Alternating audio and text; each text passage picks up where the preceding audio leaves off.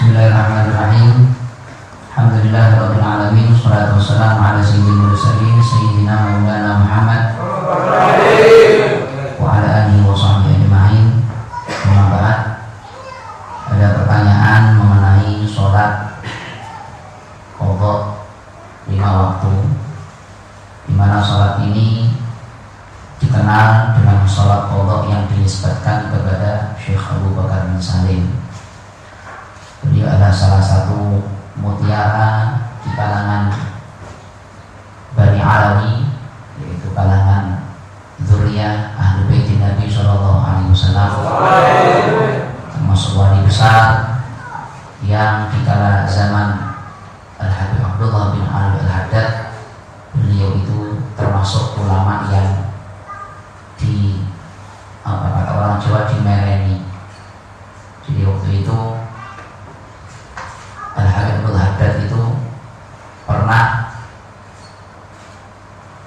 mengatakan kepada salah satu di antara anak cucu Syekh Abu Bakar bin Salim, mengatakan bahwa aku kepingin menyusul maqam kedudukan daripada datukmu Syekh Abu Bakar bin Salim.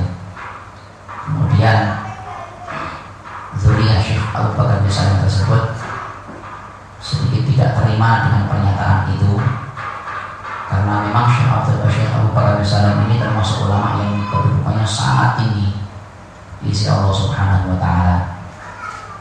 Beliau 40 tahun punya mujahadah mengisi jeding tempat wudhu sebelum masjid Kota Harun.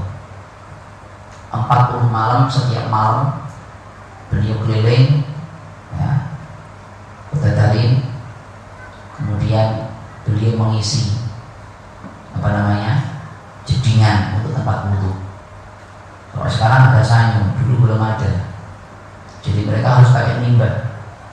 Selama 40 tahun beliau punya mujahadah mengisi tempat wudhu di seluruh masjid yang ada di Dalin.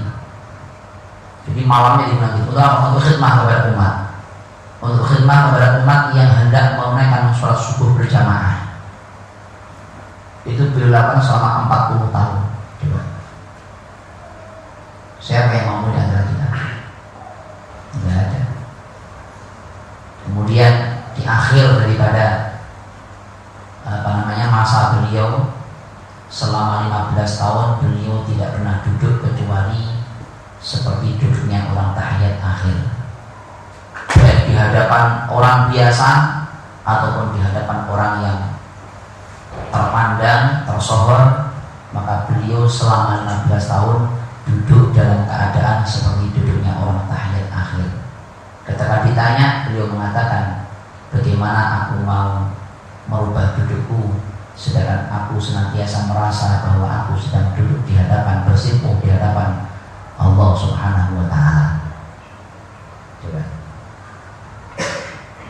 orang yang sangat tinggi kedudukannya, sehingga seorang Al-Habib Abdullah bin Haddad yang terkenal, beliau menjadi seorang wali kutub selama 45 tahun, bahkan satu riwayat mengatakan 60 tahun di masa perjalanan beliau menapaki ketinggian derajat di sisi Allah Subhanahu wa Ta'ala. Al-Habib Al-Haddad pernah mengatakan kepada anak cucu Syekh Abu Bakar bin Salim bahwa beliau kepingin mengungguli maqam derajat kedudukan daripada Syekh Abu Bakar bin Salim. Maka sang dzurriyyah tadi sedikit tidak terima, tapi Al-Habib Al-Haddad punya alasan yang tepat, punya alasan yang sangat masuk akal. Di saat ungkapan tidak terima tadi beliau terima, maka beliau mengatakan, apa yang tidak mungkin bagi Allah Subhanahu wa Ta'ala? As-Sagi baqi, zat yang memberikan kucuran itu sekarang masih ada. Kalau kita tanya, yang memberikan kedudukan yang begitu tinggi kepada Syekh Abu Bakar bin Salim adalah Allah. Allah ada di zaman Syekh Abu Bakar bin Salim, Allah ada di zaman aku hidup, itu adalah ada. Allah juga ada, dan Allah senantiasa ada, tidak ada penghabisannya. Allah yang memberikan kedudukan maqam kepada Syekh Abu Bakar bin Salim, dan Allah ada, senantiasa ada. Allah Maha Kekal, sampai kapanpun Allah ada. Dan pertanyaannya, kalau Allah berkehendak dan Allah memberikan kedudukan sebagaimana yang diberikan kepada Syekh Abu Bakar bin Salim kepada orang yang memang betul-betul menunjukkan semangatnya, menunjukkan ikhtiar usahanya untuk menyusul maqam itu, kira-kira mampukah Allah memberikan itu? Pasti mampu. Maka tidak ada yang mustahil bagi Allah Subhanahu wa Ta'ala. Sehingga terkenal ucapan dari beliau, as-saqi baqi, orang yang memunculkan, zat yang memunculkan, zat yang memberikan pemberian itu baqi, masih kekal, ada sekarang. Kita pun bisa, tinggal kita bagaimana semangatnya, kan begitu. Kalau kamu kepengen menjadi seorang Syekh Abu Bakar bin Salim, bisa. Ya kamu tiru jahadanya beliau. Bagaimana makannya, bagaimana tidurnya, bagaimana menuntut ilmunya, bagaimana sholatnya, bagaimana puasanya dan sebagainya, bagaimana khidmatnya kepada umat, bagaimana hormatnya kepada orang tua. Ya pasti akan bisa. Allah akan mengabulkan itu semuanya. Allah mampu memberikan kepada siapapun. Yang penting kita buktikan. Nah betul, maka terbukti al-hadat sampai pada akhirnya beliau diriwayatkan menjadi seorang wali kutub selama 45, bahkan ada riwayat lain mengatakan 60 tahun beliau menjadi pimpinan para aulia di zamannya. Nah, sholat qadha 5 waktu ini yang biasa kita kerjakan setiap ba'dal Jum'ah di hari Jumat terakhir bulan Ramadan itu nisbat kepada Syekh Abu Bakar bin Salim.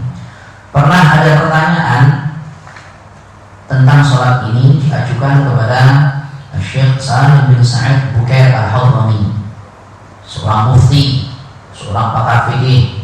Syekh Salim bin Sa'id Bukair al-Hadrami al-Karimi pernah ditanya mengenai sholat qadha 5 waktu ini. Ma qaulukum fi salatil khamsatil furud allati tusalla akhir al-jum'ati min Ramadan, hal hiya jaizah syar'an am la? Bagaimana pendapat Anda mengenai sholat qadha fardu 5 waktu yang biasa dikerjakan di setiap akhir daripada hari Jumat di bulan Ramadan? Apakah itu boleh secara syariat atau tidak boleh? Wahal ahadun nassa 'alaiha min al-ulama'i fi fi'liha ghayra Syekh Abu Bakar bin Salim wa auladih afiduna. Apakah ada seorang ulama yang memberikan nas kepada kita, bukti otentik kepada kita tentang dibolehkannya atau tentang dilaksanakannya sholat qadha fardu 5 waktu ini selain Syekh Abu Bakar bin Salim dan anak cucunya? Karena sholat ini dinisbatkan kepada Syekh Abu Bakar bin Salim, maka otomatis kalau anak cucunya ya pasti mengikuti kan itu. Ya. Adakah ulama yang lain memberikan faedah kepada kita? Maka beliau mengatakan, alhamdulillah, sholatul khamsatil furud akhir jum'ati qadha'an, bahwa sholat fardu 5 waktu di akhir Jumat ya sebagai qadha dari sholat yang kita tinggalkan itu laisa ala yaqinin minha, memang tidak bisa diyakini kebenarannya ya, fair kita mengatakannya, tidak kita sembunyikan. Laisa ala yaqinin minha, bukan satu keyakinan yang harus, bukan satu kewajiban yang wajib dilakukan sehingga kalau tidak melakukan berdosa, tidak. Ya, waktu sama sholat al-bara'ah dinamakan sholat al-bara'ah.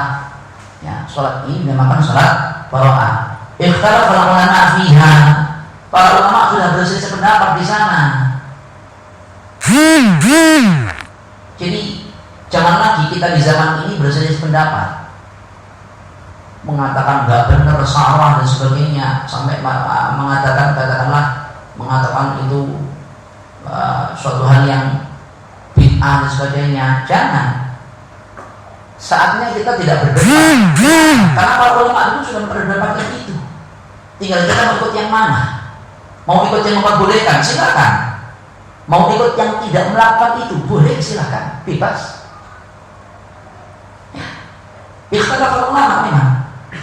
Ikhtalafa ulama fiha wa tahriha jama'atun. Ada yang mengharamkan sekelompok ulama. Ini sekelompok ulama ada yang memandang bahwa sholat qadha fardu 5 waktu yang dilaksanakan setiap Jumat akhir di bulan Ramadan ini bukan lagi disunahkan, bukan lagi dianjurkan, tapi bahkan mereka haramkan. Jujur kita katakan, kita harus amanah, menyampaikan ilmu harus amanah apa adanya. Haram katakan haram, halal katakan halal. Kalau memang di sana ada perbedaan pendapat di antara para ulama, jangan pernah diingkari. Para ulama sudah berbeda pendapat nih. Sebagian ulama ada yang mengatakan ini adalah haram hukumnya. Siapa di antara mereka? Syekh Ibnu Hajar, Syekh Ba'makhromah. Mereka mengatakan ini haram, nggak boleh dilakukan, nggak boleh. Wa ghairuhuma, dan selain keduanya juga ada ulama lain yang mengatakan haram dilaksanakan. Tapi bukan berarti di sana tidak ada ulama yang mengatakan boleh. Wa qala bi jawaziha katsirun min ulama'il Yaman. Banyak ulama Yaman yang memperbolehkan dilaksanakannya sholat qadha fardu 5 waktu ini. Ingat, ada yang tidak membolehkan, ada yang memperbolehkan. Jadi jangan salahkan mereka-mereka yang menganut pendapat dari para ulama yang memperbolehkan. Hargai perbedaan. Siap. Wa kana tusalla bi jami' Zubair kama qala an-Nashidi. Salat qadha fardu 5 waktu ini dulu dilaksanakan di Masjid Jami' Zubair sebagaimana dikatakan oleh Al-Imam An-Nashidi. Qala wa la yatrukuha illa qalil. Dan tidaklah meninggalkan sholat ini kecuali hanya sedikit saja. Artinya di zaman itu banyak mereka yang melakukan, yang tidak melakukan hanya segelintir saja, sedikit, tidak banyak. Wahia mahattu rijalil ilmi wa a'immatil fatwa wa qad shallaha jama'atun min al-a'immatil wali'in al-bari'in fi ilmil zahir wal batin. Dan sungguh sekelompok ulama yang wara, ulama yang sangat mumpuni di dalam ilmu zahir ataupun ilmu batin. Ada ulama batin, ada ulama zahir, ada ulama zahir dan batin. Ulama hanya pandai secara ilmiah saja, tapi batinnya kering. Ya, ilmu yang dimilikinya tidak ada cahaya dari Allah Subhanahu wa taala. Ada ulama yang secara keilmuan mereka mumpuni, tapi pandangannya juga tajam. Ya. Ada di antara ulama, sekelompok ulama yang bersifatkan mereka orang-orang yang sangat warok, sangat menjaga dari hal-hal yang syubhat, apalagi yang haram. Ulama ini disifati al-bari'in fi ilmil zahir wal batin, sangat mumpuni di dalam ilmu zahir dan batin, seperti Al-Fakhr Syekh Abi Bakar bin Salim, Syekh Abi Bakar bin Salim yang memang sholat ini disebutkan kepada beliau. Wal Imam Al-Imam Ahmad bin Zaid Al-Habsyi yang punya kitab Risalatul Jami'ah, ya, Imam Ahmad bin Zaid Al-Habsyi. Wal Imam Al-Habib Umar bin Zaid bin Sumit, wal Habib Al-Allamah Ahmad bin Muhammad Al-Mudhar. Coba Syekh Abu Bakar bin Salim sedikit sudah kita sampaikan ceritanya tentang beliau. Al-Habib Ahmad bin Zaid Al-Habsyi juga tidak dilakukan lagi kealimannya, kesolehannya. Al-Habib Ahmad bin Muhammad Al-Mudhar, ya, juga Masya Allah, beliau di masa hidupnya pernah menggali calon kuburannya sendiri, sebagaimana dilakukan oleh Sayyidah Rabi'ah Al-Adawiyah. Kemudian setelah jadi calon kuburan itu, beliau masuk ke dalamnya, beliau khatamkan Al-Quran sebanyak 8.000 kali. Ketika ditanya sama anaknya, beliau mengatakan, abah ini laki-laki, masa laki-laki kalah sama perempuan? Sayyidah Rabi'ah Al-Adawiyah di masa hidupnya beliau juga menggali kuburannya sendiri. Setelah jadi kuburan itu, beliau masuk ke dalam calon kuburannya itu, kemudian beliau khatamkan Al-Quran sebanyak 7.000 kali. Kalau orang perempuan saja yang di dalam 1 bulannya tentu ada masa-masa dia tidak bisa membaca Al-Quran, ya, karena datang bulan, dia bisa menghatamkan 7.000 kali di dalam kuburannya. Masa ada orang laki-laki kalah? Maka Al-Habib Ahmad bin Muhammad Al-Mudhar diriwayatkan beliau menghatamkan Al-Quran di calon pekuburannya sebanyak 8.000 kali. Itu kalau di calon pekuburannya. Lantas kalau kita bertanya, berapa kali beliau hatam di rumahnya? Berapa kali beliau hatam di masjid? Berapa kali beliau hatam di mihrabnya? Berapa kali beliau hatam di salat tarawihnya? Berapa kali beliau hatam di salat malamnya? Berapa kali beliau hatam dan seterusnya? Maka beribu-ribu bahkan mungkin berjuta-juta kali mereka menghatamkan Al-Quran. Lantas kalau kita hanya karena tidak setuju, hanya karena tidak sependapat, lantas kita katakan bahwa mereka-mereka yang melakukan sholat qadha fardu 5 waktu sebagaimana dilakukan oleh mereka-mereka ulama yang kita ceritakan ini, apakah lantas kita merasa lebih baik dengan mereka? Ramadan, bulan Al-Quran, berapa kali kita hatam juga? Mereka di bulan Ramadan ribuan kali mereka hatamkan Al-Quran. Jangan berbicara sedekahnya, bukan bandingan kita mereka-mereka. Wal-alam Al-Habib Ahmad bin Hasan Al-Abbas, senior guru daripada Al-Habib Ali Muhammad Al-Habsyi. Coba, orang-orang Masya Allah semuanya. Wal-Habib Al-Alamah Salim bin Hafidh Ibnu Syekh Abi Bakar bin Salim, ini kakek daripada Al-Habib Umar bin Muhammad bin Salim bin Hafidh, ya, Baru Mustafa. Wal-Habib Al-Allamah Abdullah bin Abdurrahman Ibnu Syekh Abi Bakar bin Salim wa ghairuhum min ulama al-Yaman Hadramut, faqad aqamaha kullun min al-madhkurin fi jihatihim wa buldanihim wa amara biha wa aqarraha al-Imam al-Hujjah Al-Habib Abdurrahman bin Abdullah bin Faqih wa huwa alladhi kana yulaqibuhu al-Qutb al-Imam Abdullah bin Abd al-Haddad bi 'allamatid dunya. Al-Habib Abdurrahman bin Abdullah bin Faqih, murid daripada Al-Habib Abdullah bin Al-Haddad. Beliau itu diberi julukan oleh gurunya. Jadi Al-Habib Abdurrahman itu murid daripada Al-Habib Al-Haddad, tapi gurunya memberikan julukan kepada muridnya dengan julukan Allamatud Dunya, orang yang paling alim di dunia di zamannya.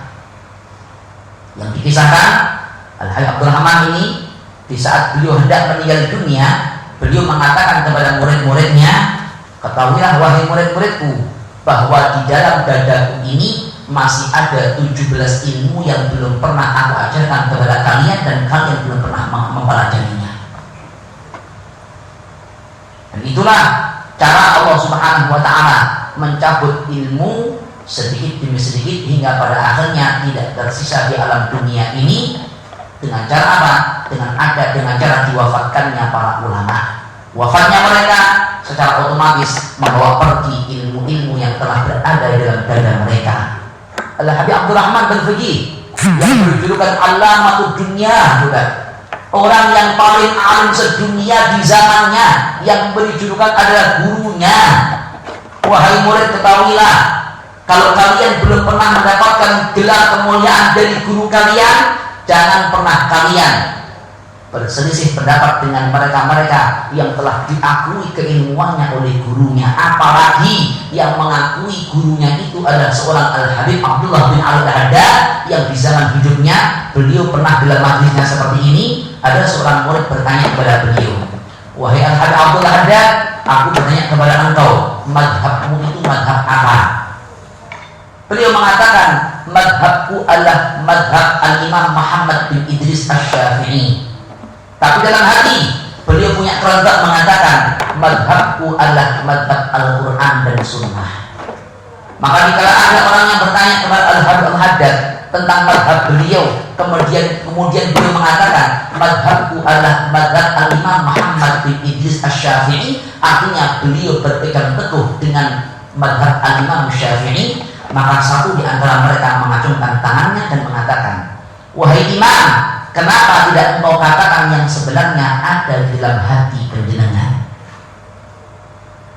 Dan setelah diteliti, ternyata seorang yang mengatakan ini adalah Nabiullah Khidir alaihissalam. Tentu seorang nabi bisa mengetahui isi daripada hati seorang wali. Nabi derajatnya lebih tinggi dibandingkan seorang wali. Nabiullah Khidir bisa mengetahui hati daripada Al-Haddad di saat beliau mengatakan bahwa madhabku adalah madhabnya Al-Imam Muhammad bin Idris Asy-Syafi'i. Tapi hati beliau mengatakan madhabku adalah madhab Al-Quran dan Sunnah. Lantas kenapa beliau mengatakan madhabnya adalah madhab Al-Imam Muhammad bin Idris Asy-Syafi'i? Karena menjaga adab kepada para pendahulu mereka. Tapi beliau mengatakan bahwa madhabnya adalah Al-Quran dan Hadis, itu menunjukkan bahwa sebenarnya kapasitas keilmuan beliau itu sebenarnya adalah mumpuni untuk mendirikan madhab sendiri. Dan banyak ulama yang seperti ini, secara keilmuan, secara amalia, mereka itu sebenarnya pantas untuk menjadi imam mujtahid, menjadi imam madhab, bikin madhab sendiri mereka pantas. Tapi karena mereka menjaga adat kepada imam-imam yang telah dahulu, mereka hanya mengikut kepada imam-imam tersebut. Termasuk Al-Habib Al-Haddad, betapapun keilmuannya itu sudah cukup untuk bisa membuat madhab sendiri, tapi beliau tetap menganut kepada madhab Al-Imam Asy-Syafi'i radhiyallahu ta'ala anhu. Adab. Makanya kami mengatakan kepada kalian, belajar, ngaji itu hasil yang paling kita cari adalah bukan kita mengerti ini dan itu, tapi hasil daripada kita ngaji yang paling kita cari adalah di saat kita memiliki adab kepada orang-orang yang pantas untuk kita beradab kepadanya. Adab paling penting. Al-adab qabla al-ilm. Adab itu sebelum ilmu. Loh, Al-Habib Abdullah yang seperti itu kapasitas keilmuannya memberikan gelar kepada muridnya yaitu Al-Habib Abdurrahman Balfaqih dengan julukan Allamatud Dunya. Al-Habib Abdurrahman mengatakan kepada muridnya, di dadaku masih ada 17 ilmu yang belum pernah aku ajarkan kepada kalian. Nah, beliau juga termasuk yang menganut, mengikuti daripada imam-imam, ulama-ulama yang melakukan sholat qadha 5 waktu ini. Tidak sedikit ulama-ulama yang menganut ini. Maka di saat kita berbeda silahkan, tidak ada masalah. Memang ini adalah perbedaan ulama di antara para ulama. Tapi jangan katakan bahwa mereka yang melakukan itu tanpa dasar. Pertanyaannya, apakah sekalipun Al-Habib Abdurrahman Balfaqih yang berjuluk Allamatud Dunya, apakah sekalipun Al-Imam Ahmad bin Zaid Al-Habsyi, Al-Imam Ahmad bin Muhammad Al-Mahdar, Al-Habib Abdullah Al-Haddad, mereka di dalam melakukan sholat qadha 5 waktu sholat fardu ini mereka tidak meneliti hadisnya? Hasya wa ta'ala, tidak mungkin. Mereka ini bukan sekedar muhaddis. Kadang kalau orang hanya tahu hadis 1-2 berdasarkan pendapat satu imam saja yang mengatakan itu tidak sahih, akhirnya dikatakan tidak sahih. Lantas ketika dikatakan tidak sahih, akhirnya dikatakan tidak boleh dilakukan. Kata siapa? Hadis yang dhaif boleh dilakukan. Kalau hadis yang dhaif tidak boleh kita amalkan, maka tidak mungkin Al-Imam Al-Bukhari sebagai pakar hadis yang kitabnya dikatakan Ashahul Kutub Ba'dal Quran, kitab yang paling valid, paling akurat setelah Al-Quran, ternyata beliau juga memiliki satu kitab khusus yang bernama Adabul Mufrad. Di dalamnya hanya terkumpul hadis-hadis yang dhaif saja dan disebarkan, diajarkan, disebarkan. Itu artinya berarti hadis yang dhaif itu bukan berarti tidak boleh untuk kita lakukan. Bisa jadi hadis itu dhaif menurut satu riwayat, tapi bisa jadi hadis yang dhaif menurut satu riwayat tadi bisa menjadi hadis yang sahih menurut riwayat yang lainnya. Jadi sekarang bebas saja, silakan. Mau melakukan monggo, mau tidak juga boleh. Cuma catatan yang terpenting, ingat, bukan berarti dengan kita melakukan sholat qadha fardu 5 waktu ini, pada akhirnya hutang sholat kita yang lampau beres, lunas. Tidak. Syariat ini dikukuhkan oleh para imam, terutama ulama Hadramut Yaman, bukan untuk menghapuskan syariat adanya kewajiban mengqadha sholat yang ditinggalkan. Tidak. Kewajiban mengqadha sholat fardu setiap hari tetap harus dilakukan. Jadi kalau kita punya hutang sholat di waktu-waktu yang lalu, tetap harus kita qadha setiap harinya. Harus kita cicil setiap hari, kita sahur hutang itu sampai pada akhirnya lunas. Tapi di kesempatan setahun sekali, dalam Jumat terakhir di bulan Ramadan ini, bolehlah kita mengamalkan apa yang telah diamalkan oleh ulama-ulama terdahulu, yaitu sholat qadha fardu 5 waktu. Bahkan kalian yang tidak punya hutang sholat sekalipun juga boleh melakukan ini. Jadi sekali lagi, untuk fadhailul amal, untuk menambah keutamaan amal kita, melakukan silakan, tidak boleh. Toh juga ada ulama yang memang mengharamkannya. Tapi sekali lagi, bukan berarti tidak ada yang memperbolehkannya. Dan ternyata banyak ulama-ulama sekalipun mereka yang penuh kita jauh dibandingkan mereka. Jangan pernah punya anggapan bahwa di saat mereka melakukan ini semuanya, mereka tidak mengerti dalilnya. Ingat, mereka sangat paham tentang dalil itu. Mereka sangat mumpuni tentang hadis yang membahas masalah sholat qadha fardu 5 waktu ini. Dan mereka setelah meneliti, mempelajari, mereka mengamalkannya. Sekarang terserah kita. Mau pakai, monggo. Mau tidak, silahkan. Faham tuh? Ya, semoga bermanfaat. Alhamdulillah wa iyyakum ila shiratal mustaqim. Wassalamualaikum warahmatullahi wabarakatuh.